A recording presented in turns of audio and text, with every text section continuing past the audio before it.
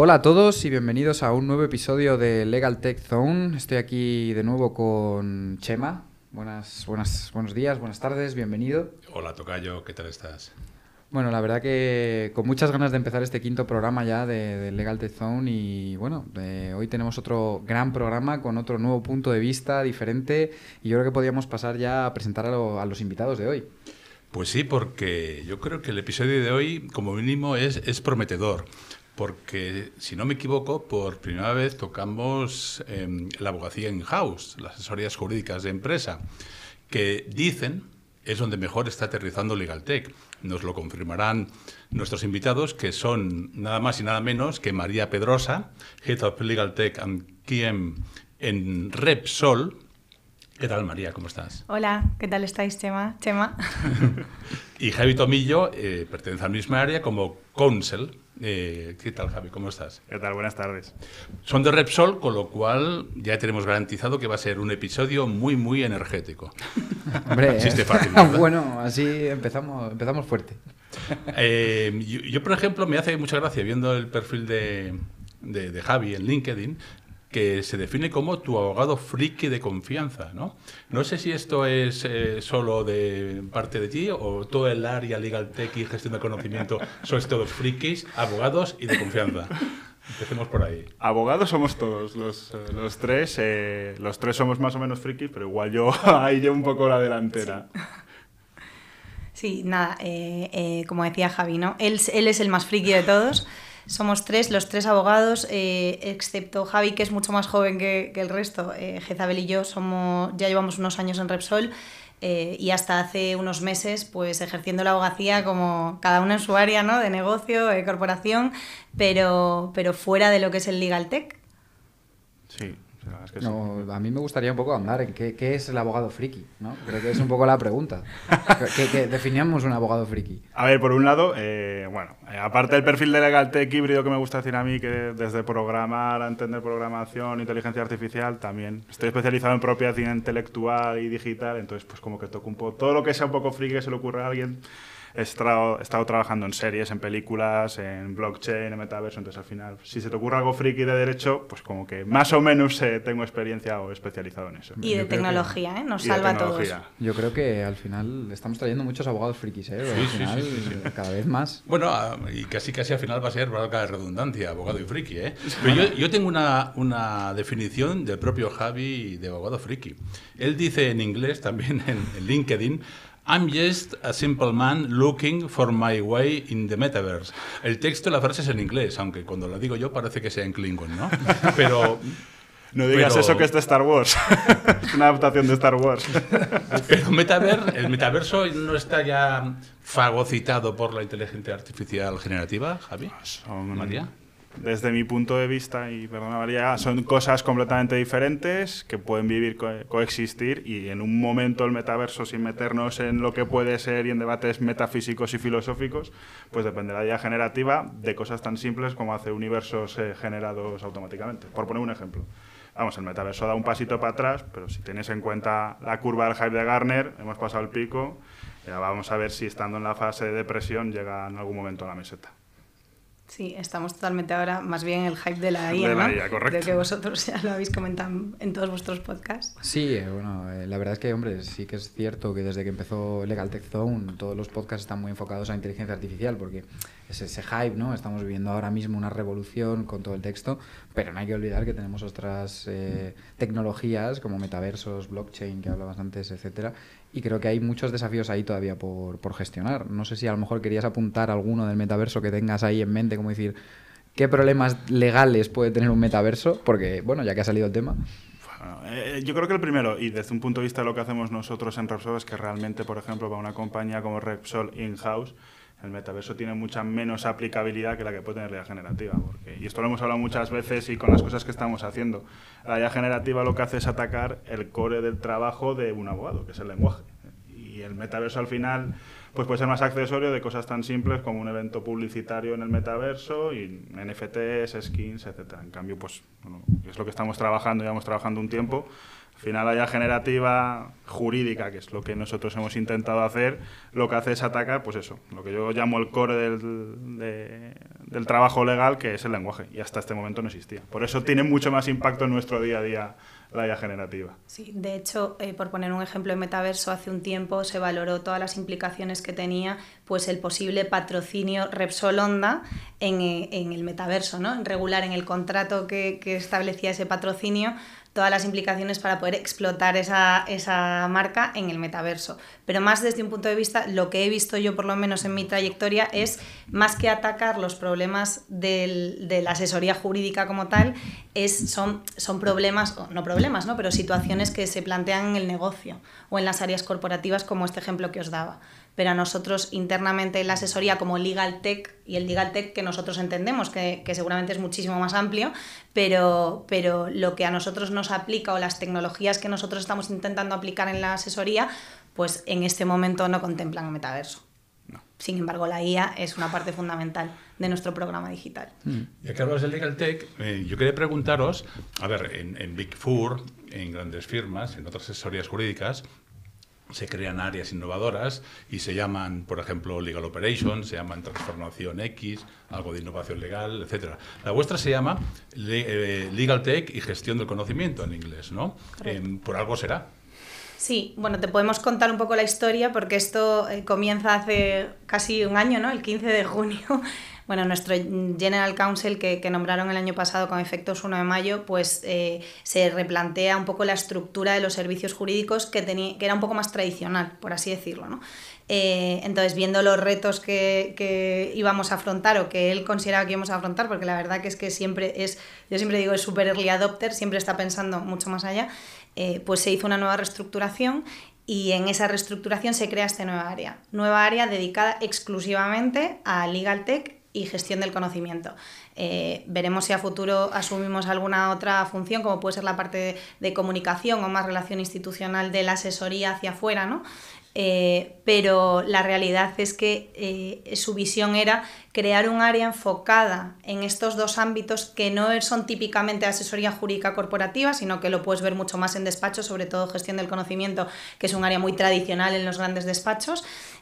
Bueno, pues para poner el foco en esto y para afrontar los retos que se nos venían, entre otras cosas la IA, pero no solo la IA, sino otras tecnologías aplicadas a nuestra función y que considerábamos que pues no estaban lo suficientemente desarrolladas y que estamos en proceso, ¿no?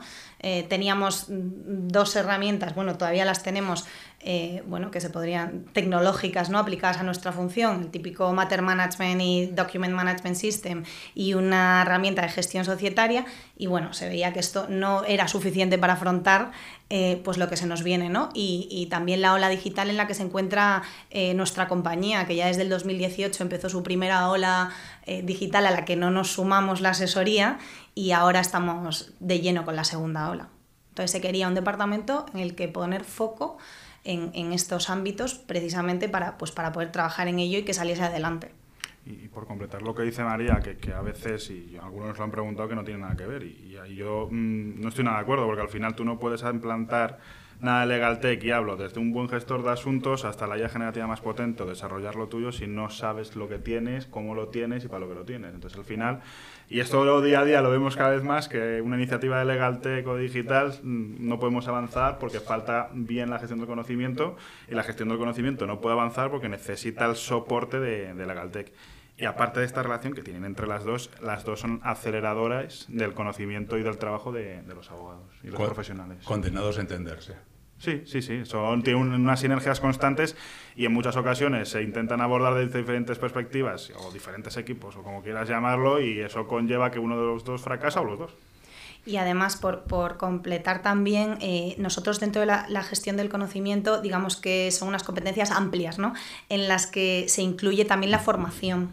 Entonces nosotros somos responsables también de toda la formación de todo el departamento. De hecho, estamos montando un plan de aquí a 3 años de formación integral para todos los profesionales de la asesoría jurídica, no solo los abogados, porque hay más profesionales, tenemos ingenieros y tenemos otros perfiles en la parte de compliance y IP, etcétera, y está tremendamente relacionado porque desde la formación y la gestión del conocimiento estamos impulsando la formación en digital, con nuevos itinerarios formativos en herramientas digitales, en tendencias digitales, en IA, intentando hacer un poco un upskilling o reskilling de todos nosotros, ¿no? Para adaptarnos a los nuevos tiempos y a las nuevas herramientas que tenemos que implementar.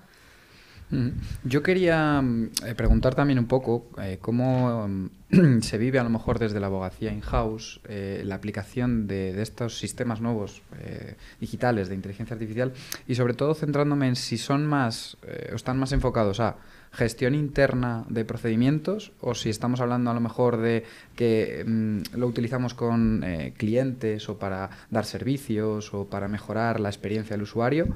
¿Cómo lo enfocáis desde ahí? Si quieres. Ambas.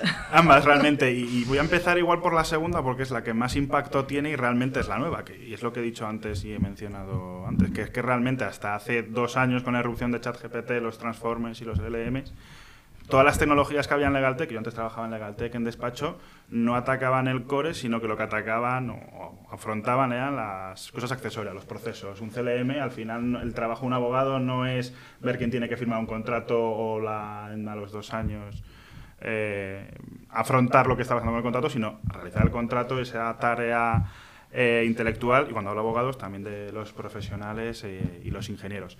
Entonces, hemos intentado atacar esa parte que yo llamo core con una inteligencia artificial que salió la noticia hace unos meses, que hemos implementado Harvey, que es una IA jurídica que utiliza GPT-4 con un fine-tuning jurídico, que realmente es como tener un asistente jurídico. Y eso, pues lo que mencionabas, es mejorar y lo que es el trabajo en sí, desde cosas tan simples como una traducción jurídica, hacerlo lo más fácil posible, hasta que te ayude a revisar una cláusula y darle un nuevo enfoque.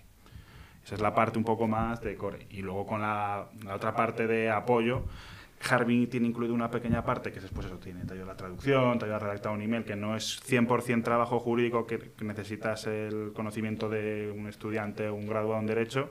Y luego, pues dentro de la compañía, como decía María, estamos en el plan en la ola digital, en la segunda ola digital, y tenemos muchas iniciativas de procesos, iniciativas de mejora de cómo se llegan los asuntos. Estamos desarrollando una nueva plataforma de gestión de asuntos y gestión de documentos. O sea, realmente atacamos las dos cosas. Como decía María, es un poco una visión un poco global de transformación de todo el departamento. Además, dentro de nuestro departamento, aparte de, obviamente, el asesoramiento jurídico es lo core en una asesoría jurídica como la nuestra, pero tenemos muchas funciones internas hacia transversales dentro de la asesoría y relaciones no solo con clientes internos, como a los que asesoramos, sino otras áreas de la compañía con las que trabajamos, como puede ser recursos humanos, comunicación, digital, por supuesto, ya somos como equipo único. Y mucho de los entregables o documentación o incluso análisis de algunos procesos lo hacemos también con la IA, no solo el asesoramiento. Pero desde luego el core de haber contratado Harvey como nuestra IA jurídica es apoyo al abogado en el asesoramiento a los negocios, pero estamos viendo un potencial de usarla en otros muchos ámbitos internos. Bueno, pues ya ha salido el gordo, efectivamente. Repsol, leo nota de prensa del mes de abril.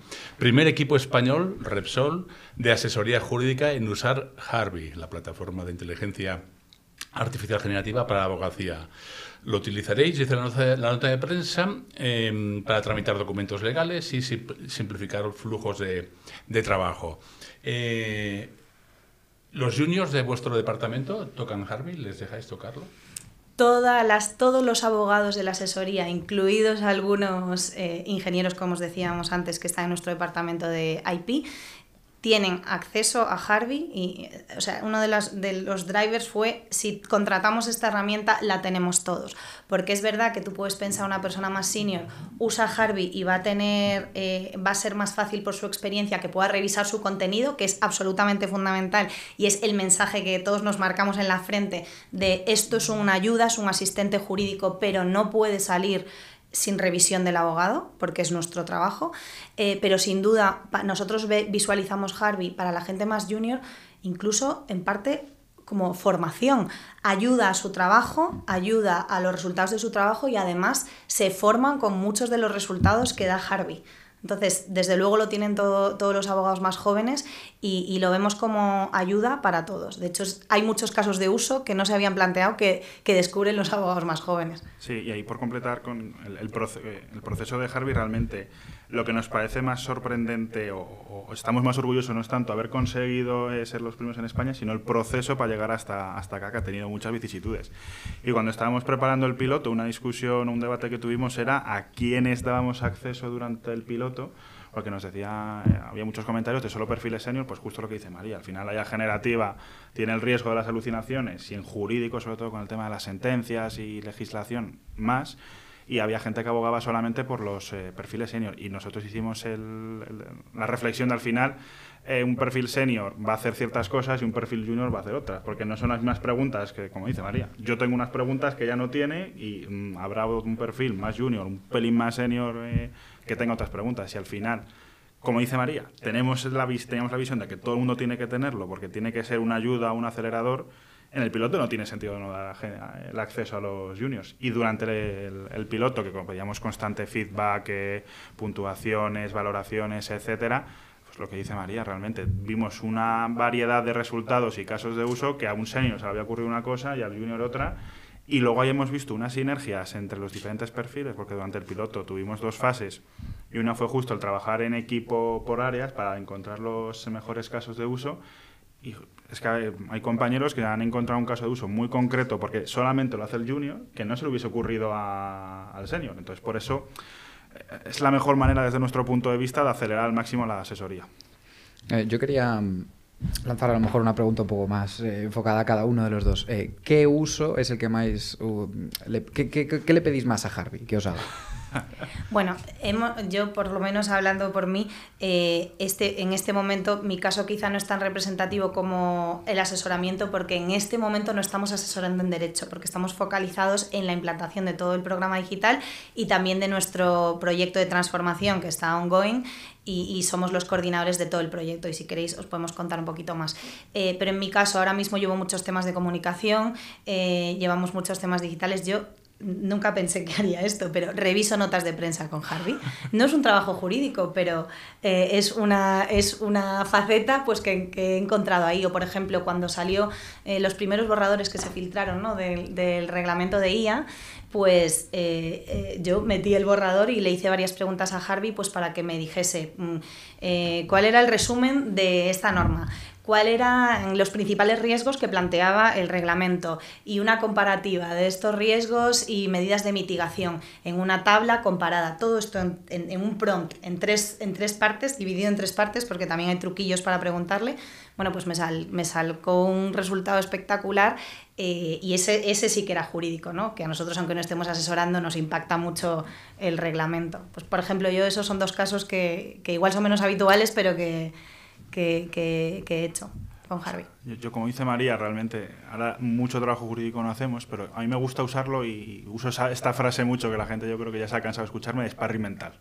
O sea, al final tienes siempre alguien ahí que entiende, porque lo que tiene es un lenguaje jurídico, y yo he utilizado todas las IAs en general generativas y se nota que piensa como un abogado.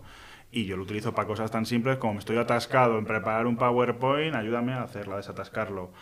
Yo lo uso más como sparring jurídico, pero luego podemos contar casos de uso, pues como dice María, reescríbeme esta cláusula, cosas simples, haz una traducción le llega a un compañero un expediente de un juzgado y son 150 documentos o los que sean, dime de qué trata cada documento.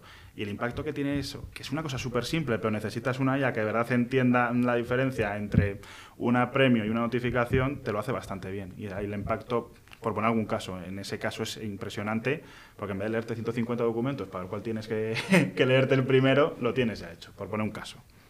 Sí, pero hay muchos, o sea, en gobierno corporativo, imaginaos el grupo que tenemos con la cantidad de sociedades, pues aquí sí que decíamos, ¿no? Una de las abogadas junior en temas de actas repetitivas, bueno, pues te las saca prácticamente hechas, o en casos de contencioso, por ejemplo, ¿no? Que dame ideas, o sea, tengo la fase X o estoy contestando una demanda, esto es el argumento que estoy siguiendo, ¿me puedes dar más ideas en este ámbito? Y a veces pues te da algo que no habías pensando. Justo, y tú elaboras, pero como decías tú, ¿no? De sparring, de dame ideas sobre este tema, y lo hace muy bien. O por qué me puede venir la contraparte. Si tuvieses la contraparte esta cláusula, ¿cómo la debatirías? Si llegas a una negociación, a una reunión y ya tienes una visión más amplia de por dónde te pueden venir y te has podido preparar más cosas, que al final eso es muy importante.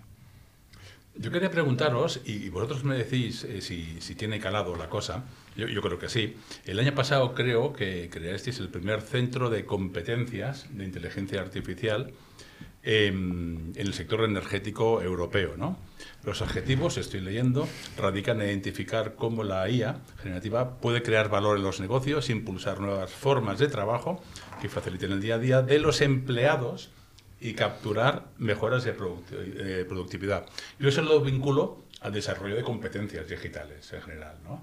Que creo que es una pieza clave justamente para que ese proceso de transformación que mencionabas antes pues tenga el mayor éxito posible, porque solo con el desarrollo de habilidades de ese tipo de competencias se vencen las resistencias, que hasta en Repsol habrá resistencia seguro, ese monstruo enorme de divisiones arriba y abajo, y se mapean mejor los procesos, y bueno, tiene más éxito ese aterrizaje, esa implementación de tecnología, ¿no?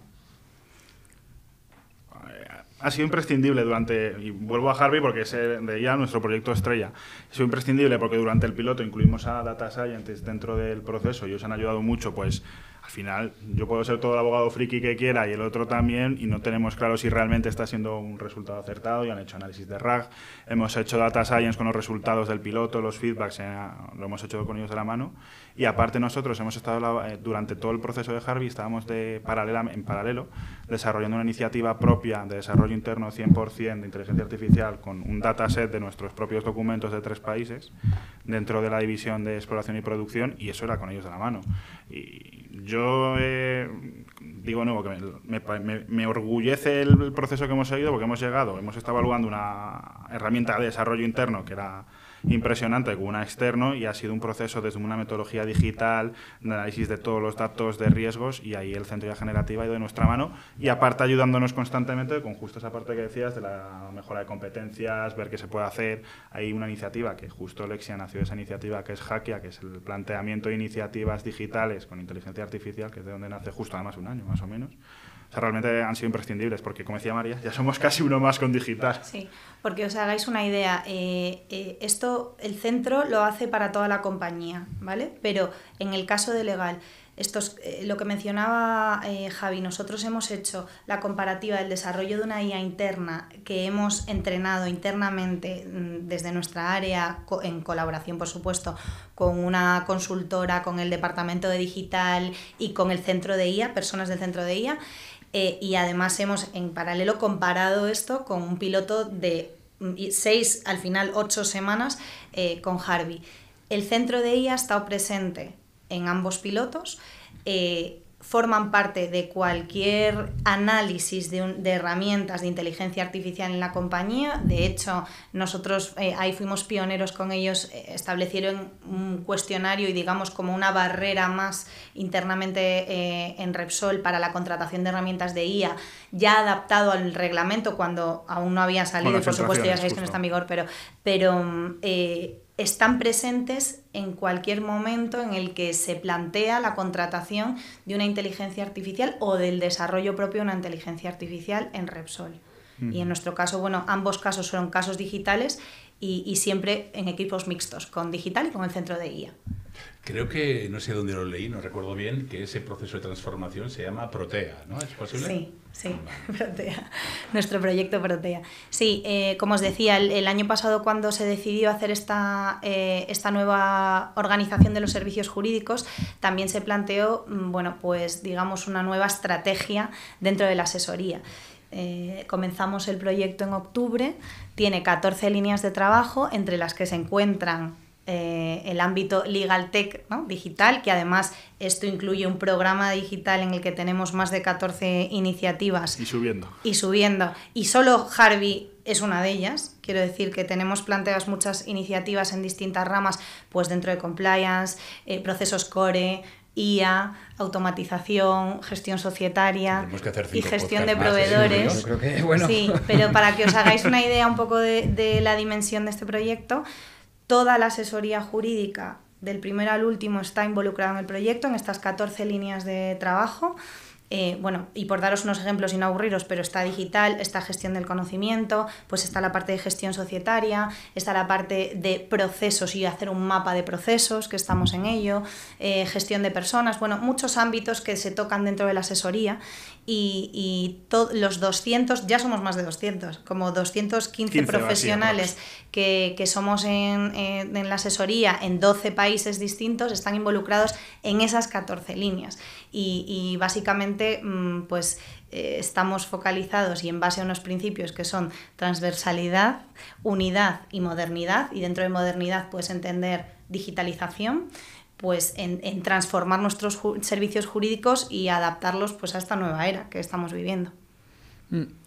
A mí me entra ya curiosidad por un tema. Tenéis un montón de, bueno, hemos visto asociaciones de proyectos, cumplís con mucho cuidado todos los reglamentos y tal, pero hemos visto que hay muchos problemas con el tema de la IA. Hablo de problemas con los datos, filtraciones, limpieza, bueno, infinitos. ¿Cuál es el que más miedo os da? ¿Qué es lo que más miedo? Confidencialidad, ¿no? O sea, quiero decir, es un tema que ha sido muy comentado durante todo el proceso de desarrollo de la herramienta interna y también del piloto de Harvey, pues la confidencialidad de la información, ¿no? Era absolutamente fundamental asegurarnos que la confidencialidad estaba asegurada en el uso de tanto la herramienta de desarrollo interno como Harvey, siendo un proveedor externo, y diría que aparte de la confidencialidad que está salvado, bueno, que no entrene con nuestra información, que ese era un requisito y está todo establecido por contrato, es decir, si se incumpliese, incumplirían el contrato, ¿no? Y hablaríamos de otros temas, pero yo creo que es un tema que se ha repetido en todas las formaciones que hemos dado, que todos los abogados de la asesoría han planteado de, oye, ¿de verdad puedo meter información confidencial en Harvey? Y la respuesta es que sí, ¿verdad, Javi? Sí, justo. Y ahí añado una cosa, que una de las cosas del gran valor añadido de Harvey no solamente que de verdad es una IA jurídica comparándolo con ChatGPT, pero tiene y hemos ido a cuchillo, yo creo, por usar la expresión con el tema de la confidencialidad y el no reentrenamiento de datos. Y yo añadiría una que también estamos siendo muy pesados igual con la gente, que es el problema de las alucinaciones. Ha sacado hace una semana y pico un paper Stanford haciendo un análisis de los diferentes modelos de IA, y el que más acertaba era un 80 y pico % de aciertos sin alucinaciones. Y esto hemos sido muy incisos con revísalo siempre lo que te dé. Harvey tiene, cada vez mejora más y te avisa en ocasiones cuando dice, oye, esto tiene mucho riesgo de que tenga alucinaciones. Y sobre todo hemos dado, pues, y el piloto, aparte de todo el proceso que hemos seguido, nos ha servido mucho para identificar los buenos casos y los malos y donde más alucina, que es en general donde hay una sentencia. Si te pide una sentencia, probablemente se la ha inventado. Que esto hay un caso en Estados Unidos muy famoso, cuando tú no le pides legislación y te la da también muchas veces, tiene alucinaciones, de nuevo, como cualquier IA, esto al final el GPT-4 han añadido a la Mistral, y ese es igual el problema más a corto plazo tangible de cada uso, pero el grande es la confidencialidad, evidentemente. Y os diría en torno a esto que se ha decidido internamente que la información privilegiada, cualquier tema que tenga información privilegiada no se incluye en la herramienta. No porque no proteja la confidencialidad, sino que nosotros desde nuestro área tenemos el gobierno de la herramienta y podemos ver todos los prompts que escriben todas las personas de la asesoría. De forma que si no estuviésemos en la lista de iniciados, esta información privilegiada estaríamos teniendo acceso y no sería correcto. Entonces, esa es la única restricción. Y, por supuesto, insistir en lo que ya hemos dicho 3 veces de esto es un asistente. No es un abogado y todo lo que sale de aquí se tiene que revisar. De hecho, el propio Harvey, en sus formaciones, en su contrato, es que lo pone en letras mayúsculas. Vamos a cambiar un poquito de tercio, que ya está bien de la dichosa inteligencia artificial. Vamos a hablar un poquito de, si os parece, de uno de los grandes retos de la abogacía in-house, ¿no? Recientemente, hace unas semanas, organizasteis en Repsol un evento con las maravillosas Women in a Legal World, que hacen muchas cosas y todas buenas. Se llamaba Legal Leadership, el abogado socio del negocio, y ese es el gran reto, ¿no? En un post que publicaste, creo que fuiste tú, María, sí. Entre otras muchas cosas, destacas unas palabras de Marlene Estevez, la presi de las Women. El abogado como socio del negocio, el abogado como socio del consejo y el abogado como socio estratégico. Eso es algo que está ahí siempre, se repite mucho, pero ¿qué factores son fundamentales para que eso sea así? Generar esa confianza en el Consejo de Administración, en el CEO, etcétera. Bueno, yo creo que es fundamental conocer los negocios. Es decir, tradicionalmente quizá había un poco de distancia entre los negocios y los abogados. No puedo decirte en el Consejo de Administración de Repsol porque no estaba ahí, pero me lo puedo imaginar. Y cada vez estamos más cerca de nuestros negocios, se nos considera como business partner. De hecho, hacemos verdaderos esfuerzos en que esto sea así y que nos tengan en cuenta desde el momento inicial, en generar confianza, en ser proactivos y transversales, no solo conocer, si yo soy el abogado de ingeniería, solo conozco la parte que me toca la ingeniería, pero si me toca un tema de compliance no te puedo contestar porque, claro, hay un especialista. No, lo que se busca es un abogado versátil y transversal, de forma que pueda conocer en conjunto los problemas jurídicos que le pueda surgir al negocio y generar esa confianza y esa cercanía. Por nuestra parte en la asesoría estamos fomentando mucho, como os decíamos, la formación, pero teniendo el foco en nuestros negocios, que son nuestros clientes, ¿no? Y cómo podemos aportar el mayor valor posible. De hecho, la IA nos ayuda porque nos libera o hace más rápido tareas que aportan menos valor, ¿no? Y poder ser más cercanos. Y en este programa de formación, formar en los negocios. Un abogado de Repsol debe conocer sus negocios y debe tener un perfil de abogado del sector energético y no quedarse en su ámbito, ya sea más generalista o de un negocio específico o de un área de especialidad y no conocer el resto, ¿no? También fomentando pues, que es posible la movilidad internamente y no puede ser que una persona que esté en un área y se vaya a otra no entienda ni conozca por lo menos los principales retos que se plantean ahí. En los consejos, bueno, yo creo que cada vez hay más, y lo decían en este foro nuestras amigas y compañeras de Women in Legal World, la necesidad de que el abogado no sea única y exclusivamente el secretario del consejo, que vean que los abogados en nuestra profesión podemos tener una visión muy amplia y muy transversal que tenemos por el hecho de nuestra función y que podamos ser consejeros sin limitarnos al secretario del consejo, ¿no? Entonces yo creo que la clave es estar muy cerca de los negocios, que te vean como un compañero y no como un stopper y que conozcas ampliamente qué hacen y cuáles son los riesgos que corren y que les aportes valor que ellos igual no están viendo, pero que saben que contando contigo va a aflorar.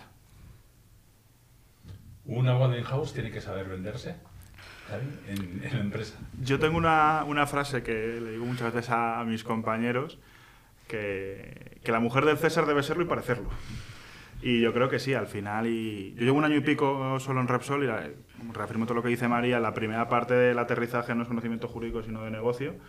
Y tú necesitas que tu cliente, tu negocio te conozca, pero por la sencilla razón de lo que dice María. Si a mí me conocen y saben con quién pueden hablar, desde cosas tan simples, de mandar un Teams tranquilamente sin pensar que va a ser o molestar, etcétera, o que estás en campus y te encuentra alguien, no tenga el problema de acercarse, oye, tengo esta duda, ¿te escribo o no te escribo? Tal, o sea, yo creo que sí, es completamente necesario. Y yo me reafirmo en esa frase que lo hablo mucho con María y con nuestra compañera Geza, que es que la mujer del César debe serlo y parecerlo.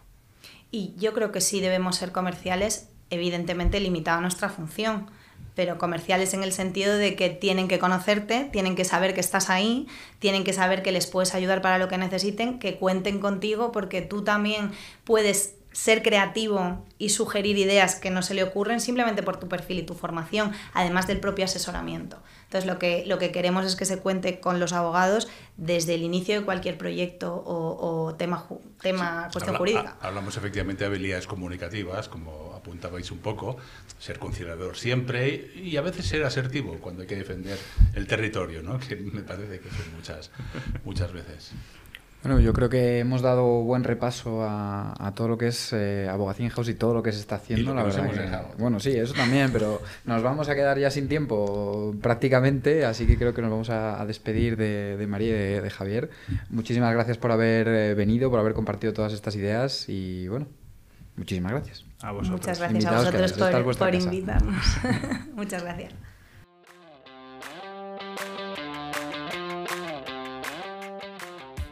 Oye, Chema, pues la verdad que una maravilla haber contado con María y con Javier. Maravillosa la visión también de la abogacía in-house. Creo que ya, como siempre digo, vamos tocando todos los palos de la abogacía y un placer contar con gente, invitados así siempre en el programa. Sí, sí, yo tenía muchas ganas de tener a dignos representantes de esa abogacía in-house en una organización tan innovadora y tan potente como Repsol, y además son dos perfiles, el de Javi Tomillo, el de María Pedrosa, al que recomendamos a nuestros escuchantes que sigan, pero ya si no lo están haciendo, vamos, realmente, ¿no? Sí, porque además, yo creo que la manera de conectar con la gente y de seguir todos estos avances es un poco mediante seguir a los representantes y a las personas. Siempre hablamos también de las personas y de la importancia que tienen. Hay muchísima gente haciendo un montón de cosas espectaculares y bueno, hemos citado también eventos del Women, etcétera. Hay muchos representantes que merece la pena seguir en redes porque lanzan auténticas locuras. Pero yendo a nuestro área de actualidad, Legal Tech, yo quiero retomar la idea que ha compartido Javi sobre ese informe de Stanford, ¿no? Sobre la efectividad en las alucinaciones de las diferentes herramientas. Ya suponíamos que había riesgo de alucinaciones. Se suponía que en las herramientas generalistas ese riesgo es mucho mayor que las especializadas, pero no hay que desdeñar el riesgo que hay en las especializadas incluso, ¿no? En el informe de Stanford, por ejemplo, que mencionaba Javi, hablamos de herramientas como Lexis, Westlaw, Ask Practical Law AI, o sea que no son herramientas, no son moco de pavo, ¿no? Tendríamos que dedicar un programa a este tema, yo creo, más adelante. Pero ¿sabes qué? Me molaría que nos contaros un poquito cómo cuidáis vosotros. Desde Economist and Jurist tenéis una herramienta con inteligencia artificial subyacente, jurisprudencia, legislación, doctrina tipo, revistas, libros, casos reales, etcétera. ¿Cómo acotáis ese riesgo? ¿Cómo cuidáis ese dataset? Bueno, la verdad es que nos hemos encontrado con muchos problemas respecto a las alucinaciones y como bien se ha comentado es prácticamente a día de hoy muy difícil o prácticamente imposible el que exista un riesgo cero de alucinaciones y como bien han comentado nuestros invitados, lo importante es que esto se revise y que sea algo que haya siempre una intervención humana detrás. Pero sí que es verdad que nosotros tenemos también la obligación de trabajar con los datos con los que se está alimentando la inteligencia artificial. Al final, los datos de las herramientas generalistas son menos controlables que los de las herramientas específicas. Es decir, al final las bases de datos jurídicas lo que tienen que hacer no es simplemente mostrar esos datos, sino trabajar esos datos, no con los datos, sino los datos en sí mismos. Entonces, nosotros ahora mismo lo que estamos haciendo también es un proyecto de limpieza de datos. Es decir, podemos hablar no solo de que el contenido del dato esté bien, sino que la forma del dato esté bien. ¿Por qué? Porque a veces se generan, por ejemplo, títulos, subtítulos, que la IA los interpreta como más importantes y genera esas alucinaciones. Son pequeñas cosas que a lo mejor no se tienen en cuenta que son muy importantes a la hora de reducir estas alucinaciones. Al final lo que quiero decir es que hay un trabajo también de limpieza de esos datos para que no existan esas alucinaciones. Más allá de eso, es cierto que el entrenamiento de los modelos de lenguaje es fundamental. Es decir, cuanto más entrenes y más afines los embeddings o las conexiones que se hace con el lenguaje, más preciso va a ser. Entonces, bueno, yo me quedé con un mensaje de María de la importancia de la revisión, ¿no? Uh-huh. Es decir, sabemos que con esas herramientas de inteligencia artificial generativa se ahorra tiempo. Mucho, poco, yo qué sé, el que sea. No, tampoco quiero acudir a esos que dicen que ahorra 7 veces más o 10 veces más, no sé. Lo que está claro que es una parte de ese ahorro de tiempo, hay que invertirlo en la revisión de ese trabajo que hace la tecnología. Al final seguirás ahorrando tiempo y ganando tiempo para dedicarte a tareas de más valor añadido, pero es imprescindible invertir ese ahorro en calidad, por llamarlo así, ¿no? Bueno, al final la revisión ha tomado muchísima más relevancia en el trabajo de la abogacía. Es decir, al principio o ahora más o menos tenemos otros problemas, como puede ser el folio en blanco o problemas de enfrentarnos a que no encontramos información y ahora vamos a tener que invertir parte de ese tiempo en revisar por el problema también de las alucinaciones en gran medida. Así que al final digamos que se está haciendo un cambio en la forma de trabajar. Sí que es verdad que enfocarse mucho y convencer al abogado de que este trabajo ahora mismo ha pasado a ser fundamental. Y bueno, esperemos que en un futuro no muy lejano esto se termine puliendo hasta tal punto de que no haya ya ningún problema. Por eso es fundamental que la abogacía, iba a decir del siglo XXI, pero está muy manido, la abogacía actual, dentro de las competencias digitales, sepa utilizar ese tipo de herramientas, sepa lo que suponen, pero también no olvide la excelencia jurídica que debe atesorar, porque soy un abogado con experiencia, es capaz de detectar esas alucinaciones.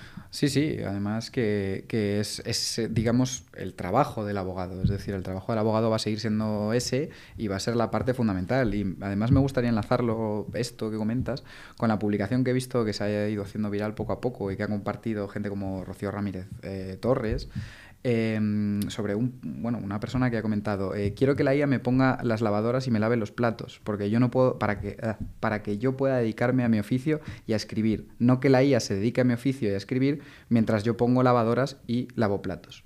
Me parece una reflexión bastante interesante y se ha generado muchísimo debate como en torno a si es más fácil hacer hardware o software o tal, pero sí que es cierto que me gustaría sacar un poco, o lanzar un poco la pelota de el abogado, ¿qué es eso lo que tiene que hacer, ¿no? Al final el abogado tiende a disfrutar del derecho, a la revisión, al corroborar que todo esté bien y a crear esas defensas jurídicas y a ver cómo puede llevar estos casos. No sé qué te parece la reflexión a ti. Pues mira, yo ni ejerzo la abogacía, ni sé lavar, ni planchar, ni nada. O sea que realmente, no, a veces le pedimos peras al olmo a la tecnología, pero bueno, todo llegará al final. Bueno, pero al fin y al cabo, hablando un poco también de escribir, ¿preferirías que la IA lavare los platos, que escribiese y tú lavar los platos? Pero si la inteligencia... Mira, lo que decíamos, por ejemplo, ¿te acuerdas cuando comentamos aquello de que Maite publicó de que su tecnología era capaz... Bueno, había sacado la mejor nota en el examen de acceso a la judicatura, sí. ¿Vale? Vale, está muy bien como estudio las capacidades de esa tecnología. Pero claro, no olvidemos que esa tecnología, si hablamos de aprobar el examen, joder, está copiando. Cosa que el opositor no está mirando los apuntes. Ella sí, ¿vale? Que mola mucho que traiga documentación, que la resuma y todo esto, ¿no? Pero al fin y al cabo, igual lo que habría que hacer en ese caso es revisar cómo se examinan los jueces o los abogados u otras profesiones. Yo creo que ese trabajo está muy, muy bien hecho, porque además la conclusión que sacábamos es que ya no el abogado, el juez, el marketer, el periodista, luego tiene que revisar ese contrato o ese documento, ese trabajo que ha hecho la tecnología y darle su sello propio y personalizarlo para que se vea que no lo hace inteligencia artificial. El usuario cada vez va a ser más capaz de identificar qué textos, qué imágenes, qué vídeos se hacen con inteligencia artificial y posiblemente la legislación obligue a los proveedores de contenidos a decir que eso está hecho con esa inteligencia. O sea que hayan llegado esta tecnología para estos trabajos, del abogado, de cualquier profesión, está muy bien mientras sepamos qué hay detrás. A mí me gusta mucho la idea también que nos lanzó Alex y Dani de Little John en el podcast de que el abogado al final es una persona creativa, y creo que es un poco lo que nos dista de la inteligencia artificial, ¿no? Que esa creatividad no la tiene de momento la inteligencia artificial. Y yo creo que es ahí un poco donde hay que incidir, ¿no? Que el abogado siempre tiene que estar ahí, tiene que seguir trabajando en eso mientras podamos reducir también los tiempos. Mira, entrevistamos, y ya termino con esto, que es apasionante el tema. Entrevistamos a Cristina Jiménez Aburrido, presidenta de la Fundación FIDE, que por cierto, sobre el evento de recuperación judicial que se celebró el pasado miércoles y al que tú ya nos contarás más adelante cómo te fue, y decía, según ella, que el abogado de hoy en día, digamos, de todo su conocimiento en general, el 25% de ese conocimiento debe ser el jurídico. El resto, de otras cosas. Pues está en Repsol, del tema energía, del tema renovables, del tema financiero, habilidades, etcétera, etcétera. A ver, ese 25 tiene que ser súper excelente, eso sí, pero tiene que saber de la vida, del mundo, de todo, ¿no?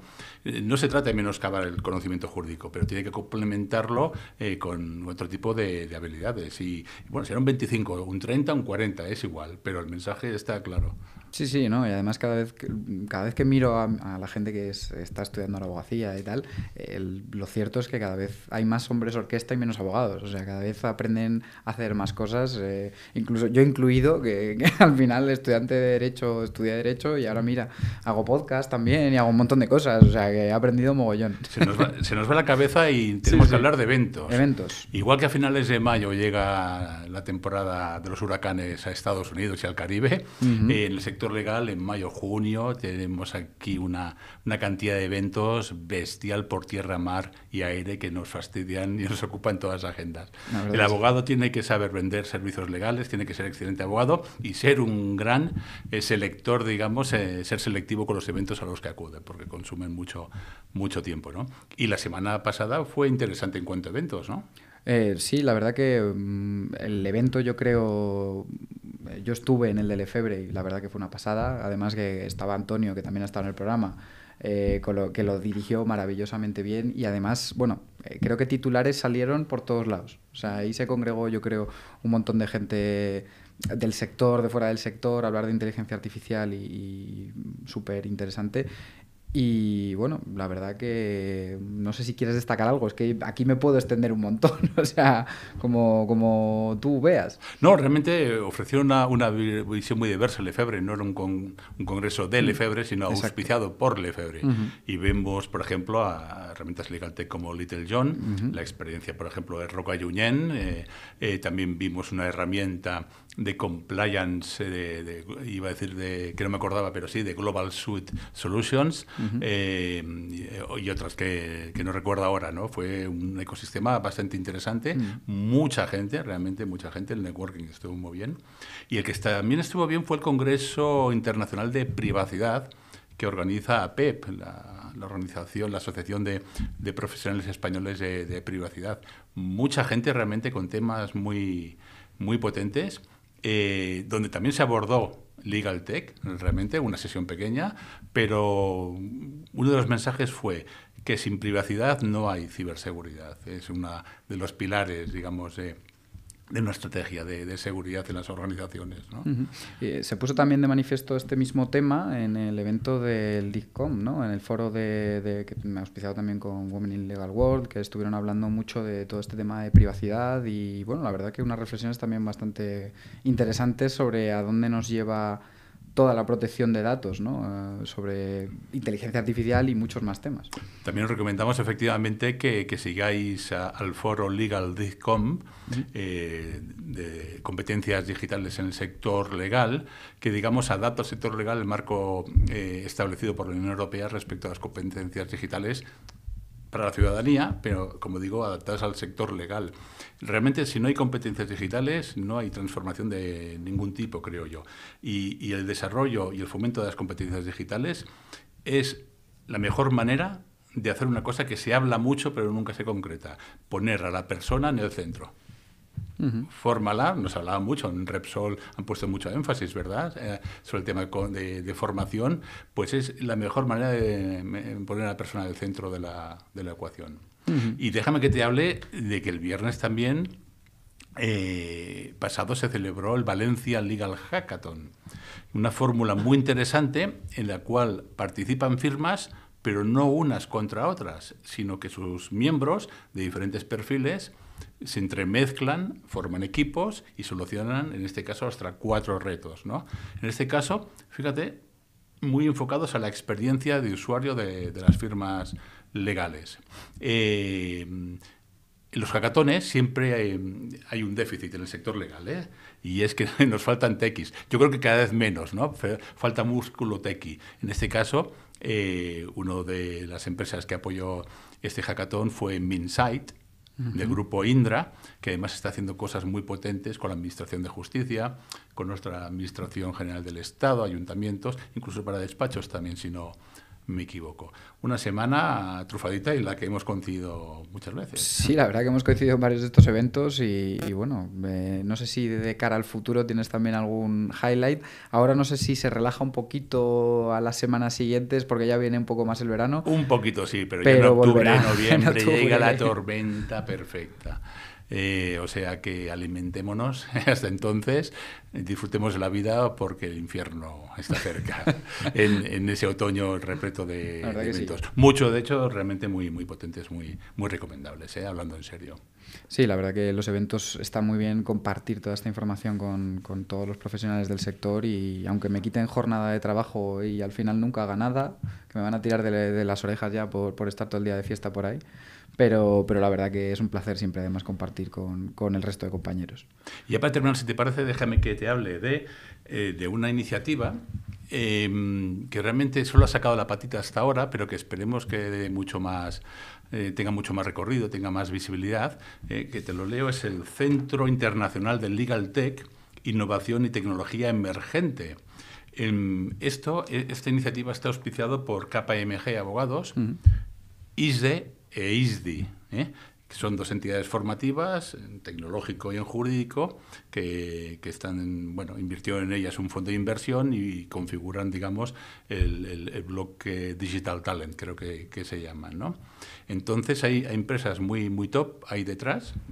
Podríamos haber preguntado si está Repsol en esas empresas, pero sí que me dijeron que está Telefónica, Meta, Microsoft, Vodafone, Google, Mahou, Grupo Santander, Mapfre, BBVA y algunas otras. Esperemos a ver pronto cosas de esta iniciativa, pero que también está muy, muy enfocada al desarrollo de competencias digitales. Estaremos bastante atentos a ver qué sale de ahí, porque la verdad es que, suena bastante potente. Yo creo que con esto nos despedimos por esta semana. No sé, creo que nos hemos dado ya buen repaso, creo que no hay que aburrir más. Sí, nos ha salido un poquito tocho al final esto, pero es que tantas cosas hay que contar que no nos da la vida. Cada vez hay más, así que nada, muy contento de haberte tenido por aquí, de haber tenido a nuestros invitados, que ya se lo he agradecido, pero se lo vuelvo a agradecer. Y nada, nos vemos en el siguiente episodio de Legal Tech Zone. Nos vemos pronto. Hasta luego.